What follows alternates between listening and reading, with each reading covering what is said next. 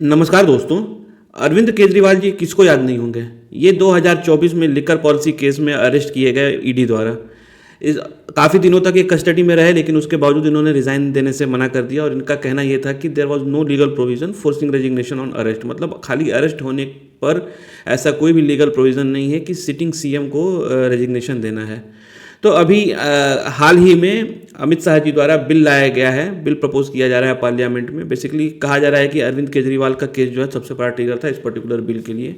So they are going to present this bill. इस bill का main मकसद क्या है कि ये डील करता है basically removal of PM CM जो अरेस्ट होंगे on serious charges for 30 days. मतलब 30 दिनों तक अगर आप लगातार अरेस्ट में हैं और आपके ऊपर सीरियस चार्जेस हैं तो आप जो है डिस्क्वालीफाई हो जाएंगे फ्रॉम योर टेबल। तो उसी के बारे में हम इस पर्टिकुलर वीडियो में बात करेंगे कि ये बिल क्या है, कौन कौन से प्रोविजन से डील करता है, इसका मेन ड्रॉबैक क्या है और ये कंट्रोवर्शियल क्यों है, क्योंकि कंट्रोवर्शियल इशू तो है ही ये।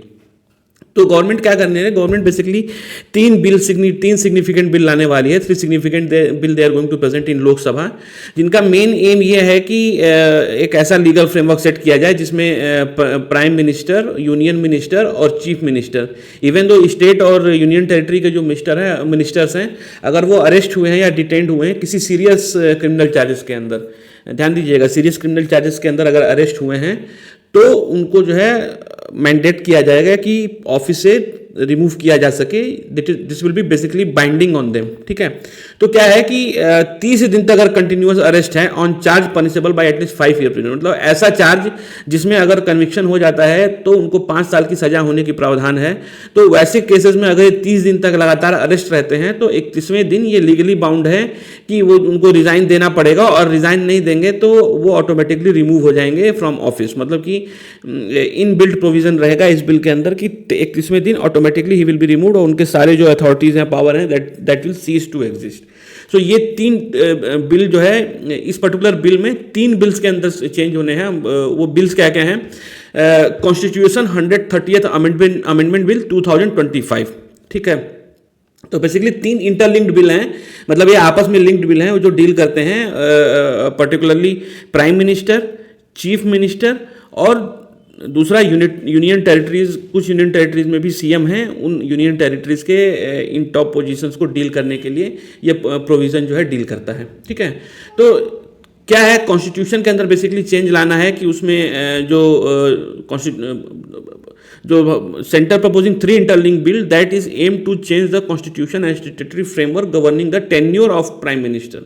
तो ये जैसे कॉन्स्टिट्यूशन का जो 138 अमेंडमेंट बिल है ये क्या करता है, ये आर्टिकल 75, आर्टिकल 164 और आर्टिकल 239AA इसके साथ डील करेगा। तो आर्टिकल 75 क्या बोलता है कि यूनियन ऑफ काउंसिल मिनिस्टर, यानी सेंटर के अंदर जो मिनिस्टर्स हैं जैसे पीएम और यूनियन मिनिस्टर्स हैं, ये इनके अपॉइंटमेंट और टेन्योर और इनकी रिस्पॉन्सिबिलिटी के साथ डील करता है। ठीक है, वैसे ही आर्टिकल 164 ये स्टेट के अंदर जो मिनिस्टर हैं या काउंसिल ऑफ मिनिस्टर्स हैं उनके अपॉइंटमेंट, टेन्योर और रिस्पॉन्सिबिलिटी के साथ डील करता है।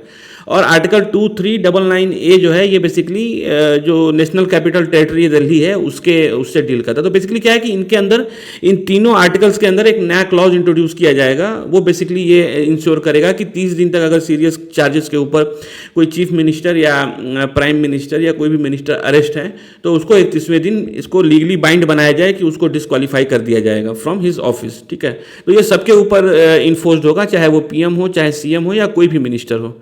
ठीक है, दूसरा जो बिल है वो है government of union territories amendment bill. ये अमेंडमेंट है basically government of union territories bill 2025 के अंदर ये अमेंडमेंट लाया जा रहा है।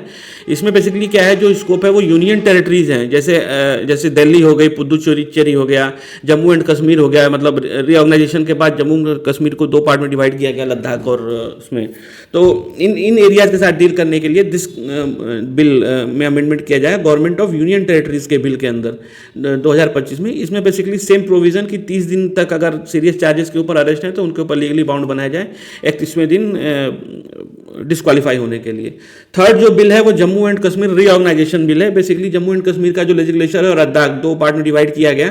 तो इसके अंदर में बेसिकली वहाँ पे जो सीएम हैं, जो चीफ मिनिस्टर हैं या मिनिस्टर्स हैं, उनके डिस्क्वालिफिकेशंस के लिए सेम बिल इंट्रोड्यूस किया जाएगा कि 30 दिन तक अगर वो सीरियस चार्जेस के ऊपर अरेस्ट है तो 31वें दिन उनको डिस्क्वालीफाई कर दिया है। तो बेसिकली क्या है, 3 बिल हैं, constitution bill 2025, government of union territory bill 2025 और Jammu and Kashmir reorganisation bill 2025, इन तीनों बिल के अंदर अमेंडमेंट किए जाएंगे इस पर्टिकुलर प्रोविजन को इंट्रोड्यूस करने के लिए।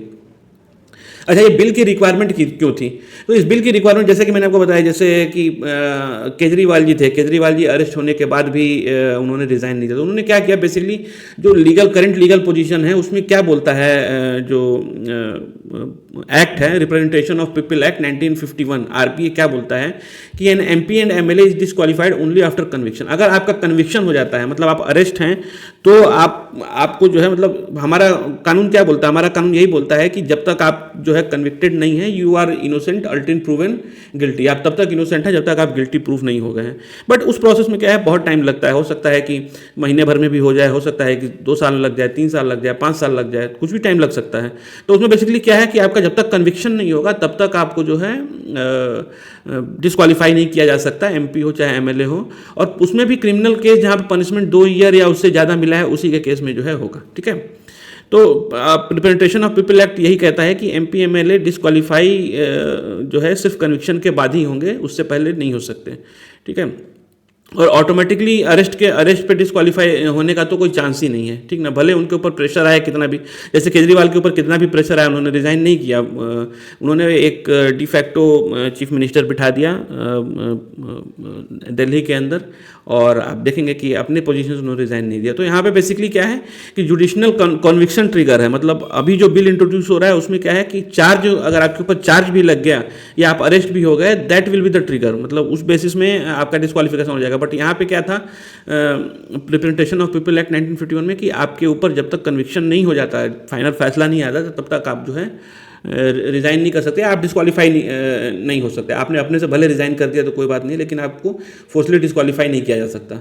अब जो बिल लेकर आ रहे हैं उसमें क्या है, इसमें बेसिकली अगर पीएम सीएम और कोई भी मिनिस्टर अरेस्ट में हैं और 30 दिन तक लगातार अरेस्ट में हैं, उनको जमानत नहीं मिली है, तो और ऐसा चार्ज लगा है जिसमें 5 ईयर तक की चांसेस हैं कि आपको सज़ा मिल जाएगी, तो आपको रिज़ाइन करना ही करना है।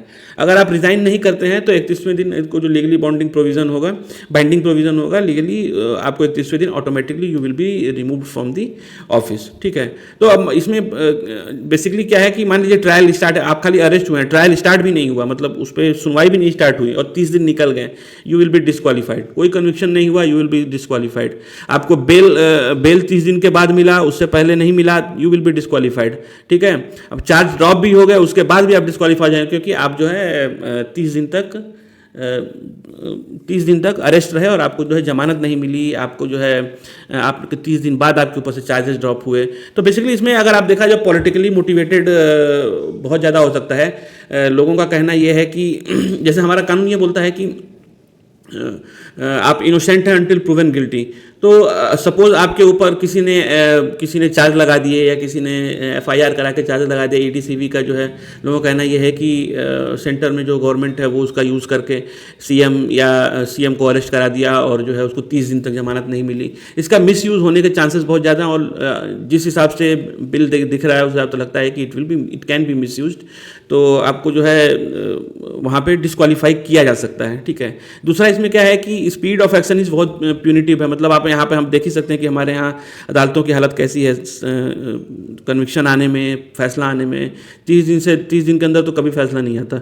ठीक है, तो 30 दिन के ऊपर अगर फैसला आया तो यहाँ पे बेसिकली जो कहा जा रहा है कि खाली 30 दिन का टाइम पीरियड बहुत ही कम है, और ये बेसिकली हार्शर है। आप कुछ अगर मान लीजिए सुनवाई भी चालू नहीं हुई उसके बावजूद भी आप डिस्क्वालीफाई हो जाएंगे। तो ये बेसिकली इसके अंदर कंट्रोवर्शियल पोजीशन है। ये 3 रूल गवर्नमेंट बिल कर रही है, 3 बिल गवर्नमेंट जो है टेबल कर रही है पार्लियामेंट के अंदर, और अगर ये पास हो जाता है तो पीएम सीएम या जम्मू जो भी यूनियन टेरिटरीज़ हैं उनके मिनिस्टर्स या एमपी एमएलए डिस्क्वालीफाई हो सकते हैं अगर सीरियस चार्जेस हैं उनके ऊपर, जिसके अंदर उनको 5 साल या उससे ज़्यादा की सज़ा हो सकती है। तो दोस्तों, ये वीडियो आपको कैसा लगा? अगर वीडियो आपको अच्छा लगा तो please like and subscribe. I will try to bring more such video in future. Thank you very much.